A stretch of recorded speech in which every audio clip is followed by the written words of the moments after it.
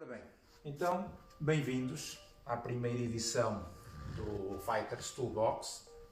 Conforme fui escrevendo nas redes sociais, a ideia é tornar isto mais ou menos habitual, para não há nenhuma periodicidade estabelecida.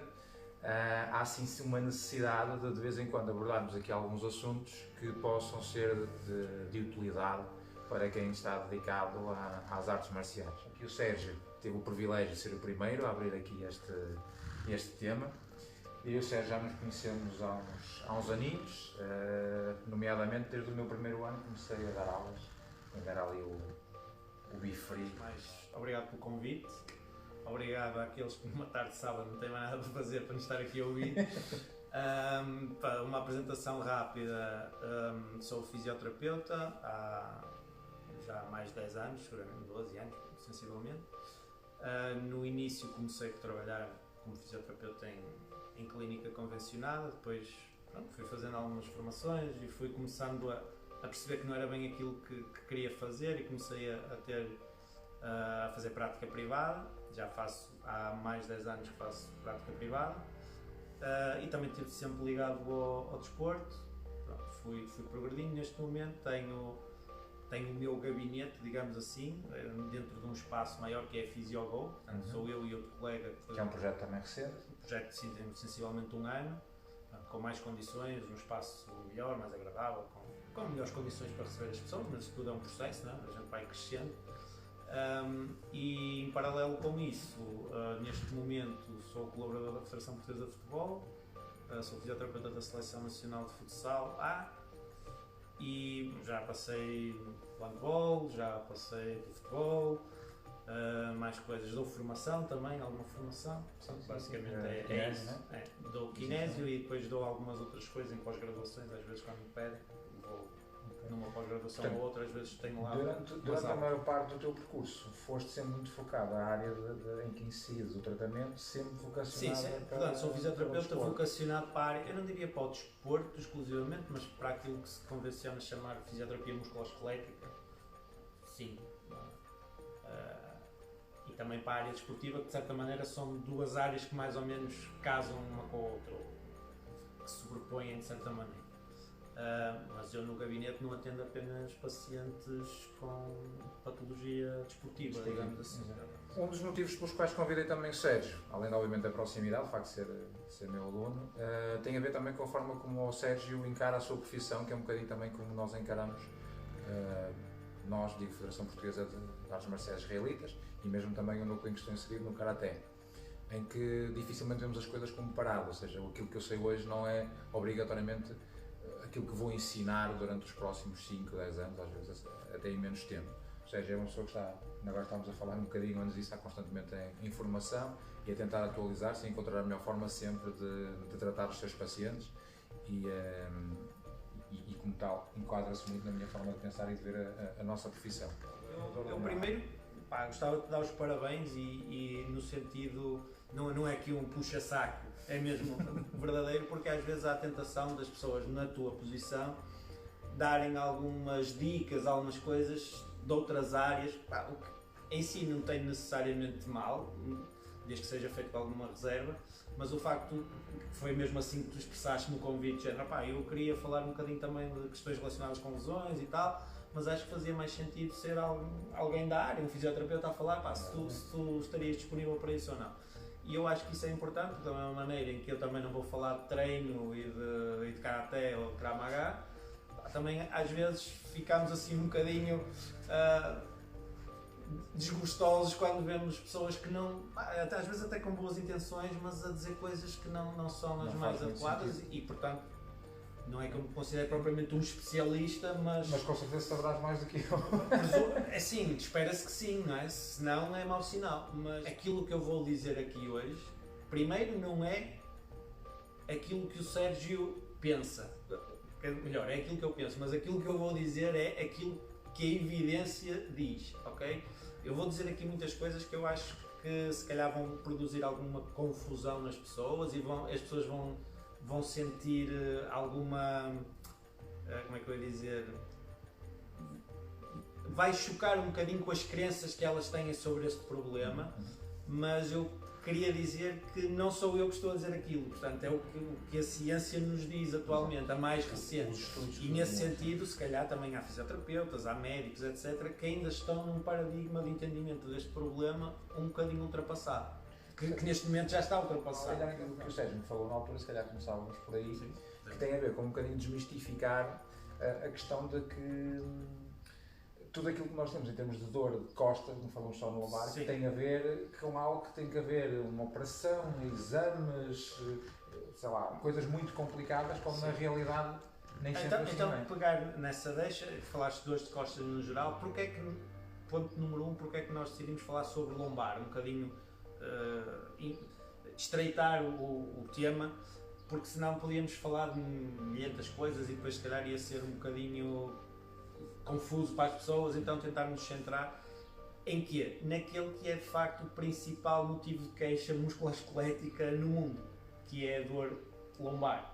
Okay? Se eu for olhar para os meus pacientes, a maioria deles, o motivo de consulta é uma queixa relacionada com a lombar. Curiosamente, em termos de gastos com a saúde, em termos de dias perdidos, por exemplo, de trabalho, portanto, os custos que isso tem para a sociedade, em termos económicos, é a dor lombar a maior contribuidora, digamos assim, para esse aumentar de custos. Paradoxalmente, vê-se uma coisa que é engraçada, que é também a área, quer de investigação, quer de tratamento, quer de recursos alocados, etc., onde os sistemas de saúde, de uma maneira geral, investem mais, sobretudo na área de dor, musculoesquelética, investem mais recursos. Mas, ao contrário de outras patologias respiratórias, cardíacas, etc., onde é investido comparativamente menos dinheiro na resolução dos problemas, parece que o resultado cada vez é pior. Ou seja, nós estamos a despejar recursos para lidar com este problema e os níveis de incapacidade das pessoas parecem estar a crescer, ao contrário de estar a diminuir, que não é o que se nota noutros tipos de patologias, como estava a dizer, como as respiratórias, como patologia cardíaca, etc., onde, embora se invista menos, os resultados parecem estar a ser melhores. Okay? Então, a primeira coisa que temos que dizer é que a dor, de uma forma geral, mas vamos falar aqui de dor lombar, é um problema muito complexo. Okay? É complexo, é multifatorial. E nós temos abordado, o sistema de saúde, de uma forma geral, tem abordado este tipo de problemas sobre uma lupa que é a lupa biomédica. E a lupa biomédica, basicamente, o que procura é encontrar uma causa estrutural para aquela queixa. Okay? O que nós sabemos hoje, e isto não é propriamente recente, mas estas mudanças geralmente demoram algum tempo a efetivarem-se, mesmo nos profissionais, é que nós temos que olhar para isto de um ponto de vista biopsicossocial. Portanto, obviamente que existem componentes estruturais na dor, em muitos casos, mas depois existe também um conjunto de outros componentes psicossociais, lá está, que têm a ver com a questão emocional, com a questão das crenças da pessoa, do contexto, uma data de coisas que não têm obrigatoriamente a ver com a questão física ou o dia-a-dia da pessoa, ou se fez muito ou pouco desporto, ou se tem um trabalho mais não parece pesado. Haver uma relação exclusiva, ou seja, nós vamos sempre à procura, e muitas vezes os nossos pacientes também querem isso, não é? De perceber o que é que está mal comigo.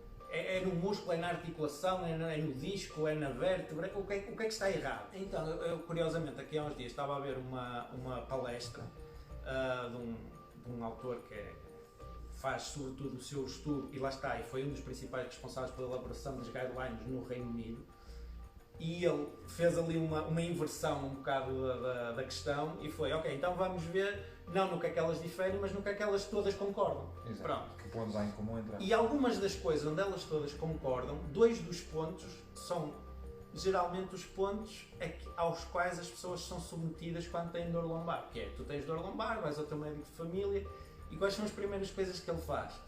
Prescrição de medicação, certo? E manda-te fazer exames. Ora, todas as guidelines, ou as principais, pelo menos, a americana, a canadiana, a britânica, concordam de que devemos ter extremo cuidado na prescrição de medicação, sobretudo de opioides. Okay? Não é uma estratégia ideal de utilizar, pelo menos não logo numa fase inicial, devemos evitar isso. E a outra é a não prescrição de exames de imagiologia, pronto, de imagem médica, raio-x, ressonância, estrutura de ressonância. Isto pode parecer um contrassenso. Então eu tenho um problema e as guidelines dizem que eu não devo fazer imagem, essa não deve ser... Corrijo se eu estiver errado. Isso eventualmente terá a ver com o facto de que se tu tomas algo que te vai atenuar o que te está a provocar dor, quer dizer que vais continuar a fazer algo que vai danificar algo que poderia inicialmente até ser menos grave. Na parte da medicação poderíamos usar um bocadinho esse raciocínio, mas nem queria ir tanto por aí, mas queria-me focar até mais na questão das imagens, ok? Uma das coisas que a evidência nos diz hoje é que as pessoas, imagina 2 grupos de pessoas, uns com dor lombar, uns fizeram imagiologia e outros não fizeram, o prognóstico dos que fizeram imagem é pior do que os outros, ou seja, têm o mesmo problema, mas aqueles que fizeram ressonância, por exemplo, vai demorar muito mais tempo a resolver o problema, vão ter muito mais setbacks, estás a ver? Melhoraram, voltam atrás, etc. Isto pode parecer estranho, não é? Mas então sabemos mais, mas isso sabemos mais. Estava daquilo. Sim. Atenção que não estamos a dizer a ninguém que caso tenha um claro problema evidente eu vou tentar explicar isto ao longo do percurso. Eu estou a dizer o que é que nos diz a evidência, ok? Diz-nos isso. Quem faz imagem tem um prognóstico, um outcome pior. Okay? E porquê? Pode parecer um contrassenso, não é? Então, mas eu fui fazer um exame, vou saber o que é que eu tenho. Precisamente por causa daquilo que eu disse no início. Porque isso é uma visão biomédica do problema. Qual é o problema que é o parafuso que é preciso apertar? Como isto é mais complexo do que um parafuso que é preciso apertar ou de uma válvula que é preciso substituir, vamos perceber que acaba muitas vezes por contribuir mais para o problema do que propriamente para a sua resolução. Isto porquê? Porque é que nos dizem as estatísticas? Só 1% das pessoas com dor lombar é que têm efetivamente um problema grave. Uma entrevista clínica. E tu sabes que às vezes demora 20, 30, 40 minutos a entrevistar uma pessoa numa primeira vez. É precisamente para identificar aquilo que são conhecidas como as red flags, por exemplo, ou yellow flag. Ou seja, são as bandeirinhas que me fazem, ok, isto não é normal. E se identificar uma pessoa com essas características, eu vou enviá-la para o médico. Okay? Claro. E aí o médico já com essa informação poderá dizer, não, esta pessoa precisa de fazer imagiologia. Nós estamos a falar de 1%. E estes problemas que eu referi representam 1%. Que é muito pouco. 5% das pessoas com dor lombar, 5%, portanto, o contrário, ou seja, o restante são 95%, têm problemas de facto de hérnias complicadas com indicação cirúrgica, daquelas que de facto é preciso ser submetido, ir à faca para resolver. Mas o problema é que este modelo biomédico, e de certa maneira um bocado o instinto, não é? Faz-nos confundir uma coisa que é correlação com causalidade. O que é que eu quero dizer com isto? Tu, se vives no campo e tens galinhas, tens uma capoeira, tu ou o teu vizinho, todos os dias antes de amanhecer o galo canta e o sol nasce. Ontem o galo cantou, o sol nasceu. Hoje o galo cantou, o sol nasceu. Amanhã o galo cantou, o sol nasceu. O sol nasce. Não, o sol nasce porque o galo canta. Percebes? Há uma correlação entre os dois, entre as duas variáveis. Sempre que ele canta, o sol nasce. Mas não existe causalidade entre uma coisa e outra. Pronto. Da mesma forma, muitas vezes nós temos elementos entre os quais existe uma correlação, mas não quer dizer que um seja a causa do outro. E isso na imagiologia, por exemplo, nós hoje sabemos que cerca de 85% das pessoas, imagina, pegas em 100 pessoas, aleatoriamente, 85% vão ter prolapsos, vão ter protusões, vão ter pequenas coisas que vão ser classificadas como hérnias, vão ter desgaste articular das facetas, vão ter um conjunto de achados imagiológicos. Eu explicava isso quando foi a primeira vez que... Mas que tu dizes, então ele tem dor, foi fazer a ressonância, tem lá estas coisas todas, a dor é por causa disto. O problema é que nós sabemos, porque quem é que vai fazer ressonância? Geralmente é quem se queixa, não é? Mas se nós fizermos, lá está, numa distribuição de população normal, 85% vão ter esses achados, mas 85% não vão ter queixas. Esses 85% não vão ter queixas. Resumindo aqui um bocadinho aquilo que nós estamos a falar, e isso na minha compreensão leiga do assunto, é o facto de durante uma semana ou após determinada atividade ou até o tal jeito às costas e ficar a doer, não quer obrigatoriamente dizer que seja necessário fazer os tais exames. Então, vamos falar. Então, quais são as causas? Porque é que as pessoas têm dor? Pronto, e existem vários tipos de fatores. Sobretudo, existem dois grandes tipos de fatores. Um fator, ou um grupo de fatores que são relacionados, lá está, com até algumas questões estruturais. Obviamente, com um aumento de tensão muscular, com uma certa estado de proteção das estruturas, tu às vezes, por qualquer razão, treinaste, estiveste numa determinada posição, fizeste um esforço inabitual, o teu corpo vai responder, a estrutura vai responder e muitas vezes surge dor. Uma coisa engraçada também que a evidência nos diz é que uma boa parte destas queixas de dor lombar tem a resolução espontânea de 4 a 6 semanas. O que isto quer dizer é que se a gente não fizer nada, mais ou menos ao fim desse tempo aquilo passa. Obviamente que para quem está em sofrimento, mas que é vou esperar 6 semanas, não, nós podemos ajudar a o processo, diminuir a sintomatologia, etc. Mas tirar um bocadinho o peso daquilo, calma, isto não é nada de extraordinário. O que acontece muitas vezes é que estes fatores todos, digamos, emocionais, às vezes vão se revelar numa atividade física, certo? Está ali a criar uma determinada condição que depois vai dar uma corrida, vai levantar um peso e aquilo é que vai desculpar a dor. Sim, isso faz sentido. Porquê é que eu disse na altura que se calhar é interessante fazermos isto nesta fase?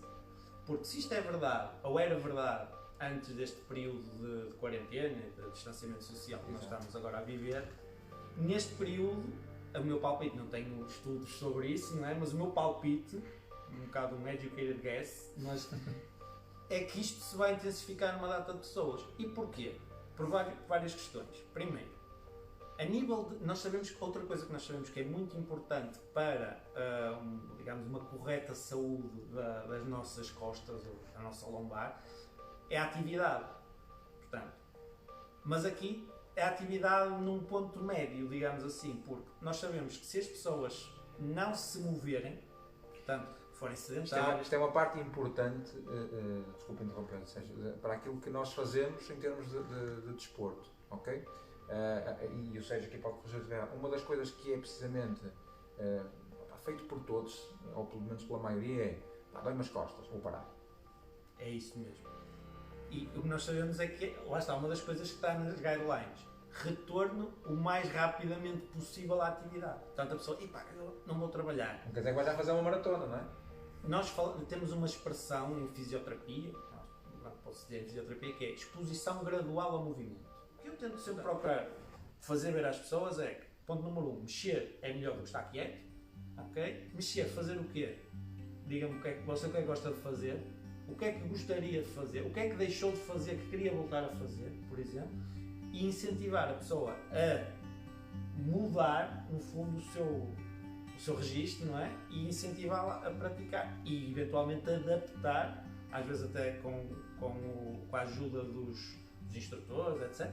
Ok, ela não pode ainda fazer isto, mas como é que podemos regredir a atividade dela de forma a depois progressivamente chegar... aqui nas aulas, o Sérgio já assistiu, aliás, muitas das vezes, isto voltando àquilo que falaste no início, do facto de ter pedido para cá vires, há muitas das coisas que eu digo aos meus alunos que, e se calhar também por isso é que eles falam comigo, não sou fisioterapeuta, nem aspiro ser, mas sim é um tema que me interessa, até por questões pessoais, e às vezes ainda recentemente fiz perguntas sobre uma pessoa que tem um problema no joelho e perguntei, e sabia mais ou menos que aquilo que eu estava a pensar era correto, mas achei por bem questionar. Isto lá está, que devemos, embora tenhamos aqui alguma experiência pessoal... E de facto, aquilo que tu estavas a pensar, eu dei-te ali algumas estratégias em função do que tu me descreveste, e tu viste que não eram muito diferentes daquilo que tu já tinhas mais ou menos intuitivamente pensado fazer.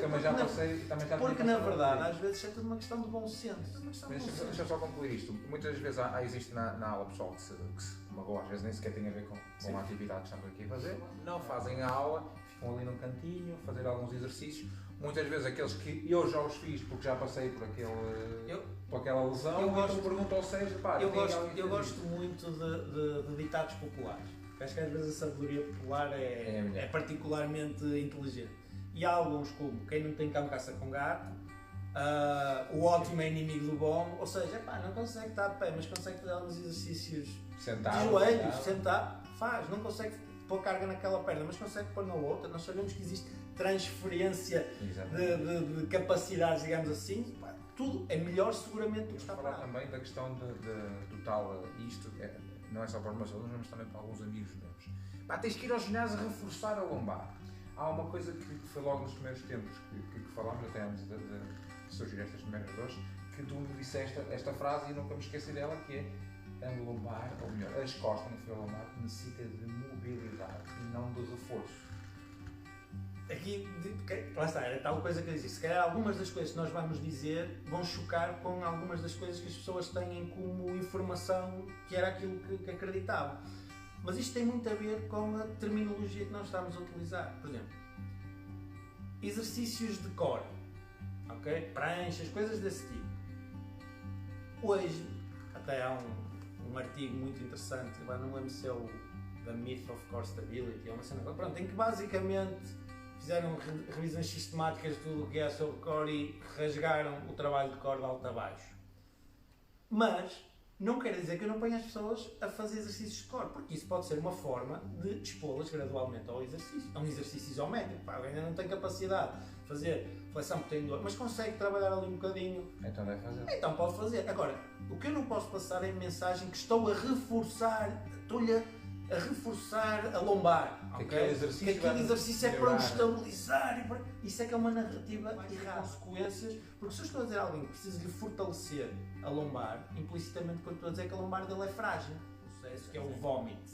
Então o que é o vómito? O vómito são as victims of medical imagery technique. Ou seja, vítimas no sentido em que, se calhar foram cavar batá ou foram fazer as vindimas e não estavam habituados e sobrecarregaram um bocado e passado 2 dias acordaram e estavam todos lixados da lombar e andaram assim 3 dias, foram ao médico, foram fazer um exame, porque até já tinham 50 anos, estão lá protusões e não sei o quê, de repente, atenção que você tem aqui as costas todas escavacadas e tal, e agora, você, não faça isso, eu ando no Krav Maga, eu ando no CrossFit, não se meta nisso porque você tem que, ou então vão ao fisioterapeuta e dizem, você vai ter que trabalhar o core e quando se levanta tem que estar a contrair e quando se senta tem que estar a contrair e a pessoa vai estar em pânico. Guidelines é educação.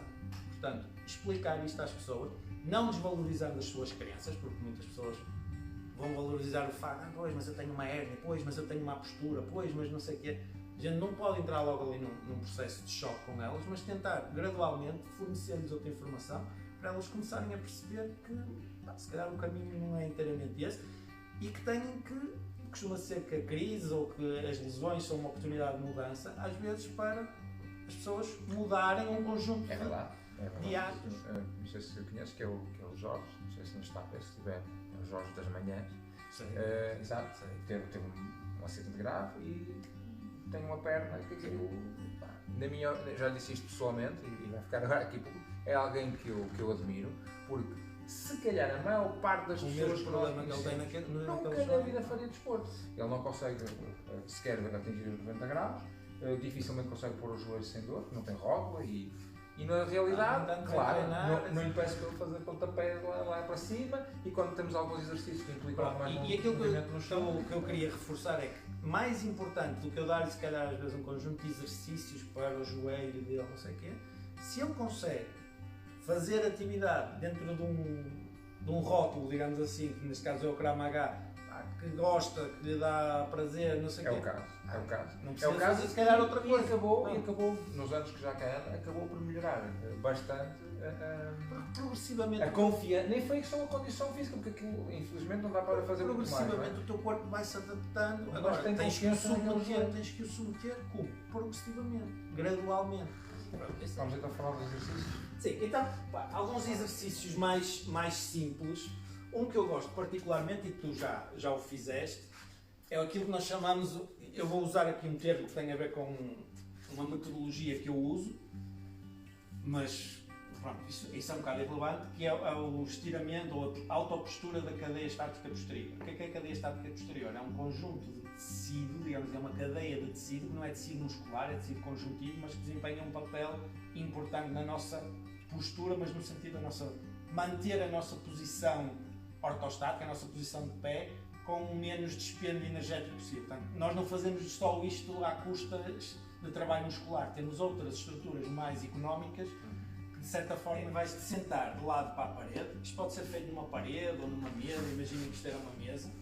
Vais levar as pernas lá para cima, ok? E vais-te deixar aqui cair a cabeça e tal. O que é que eu quero evitar? Ali se calhar não se vê, infelizmente, pronto, não vamos estar agora a mudar as câmaras, mas eu quero evitar, neste caso, que o sacro, que a parte terminal da coluna do Adriano, ou o rabo do Adriano, esteja de pé. Portanto, eu quero que ele esteja o mais próximo da parede, mas assente no chão. Quero controlar a curvatura aqui da lombar, tá? Não quero que ele esteja a fazer aqui um túnel, tá? Estar bem assente no chão. Os braços geralmente pedimos para estarem em supinação, portanto com a palma da mão para cima, dedos esticados, ombros desenrolados. É uma postura global, não estamos só a trabalhar a lombar, estamos a trabalhar toda a cadeia estática postural, ou alguns autores a cadeia posterior, mas isso não concordo muito com essa terminologia, mas não interessa. Aqui a cervical também evitar estar, por exemplo, aqui, ok? Demasiado encurtado, portanto tentar tracionar ou autotracionar, pode ser o próprio paciente a fazer esta posição. E começando aqui, desculpa, com os joelhos dobrados, ok? Nesta posição, plantas dos pés apoiadas, eu vou iniciar um movimento de alongamento, entre aspas, desta cadeia. Como é que eu vou fazer isso? Deslizando os pés, fazendo subir os pés e esticando os joelhos, ok? Podes ir fazendo e tal, até chegar aqui ao limite e depois fazer uma flexão dorsal, portanto trazer os pés para cá e ficar basicamente nesta posição. Obviamente não é com esta velocidade. O que é que nós vamos fazer? Vais dobrar, vamos fazer isto respeitando a respiração. Portanto, nós vamos fazer todo este movimento de forma o mais lento possível. Isto deve demorar entre 2 minutos até um máximo de 5 minutos. Eu diria que 5 minutos depois da pessoa já dominar um bocadinho a autopostura.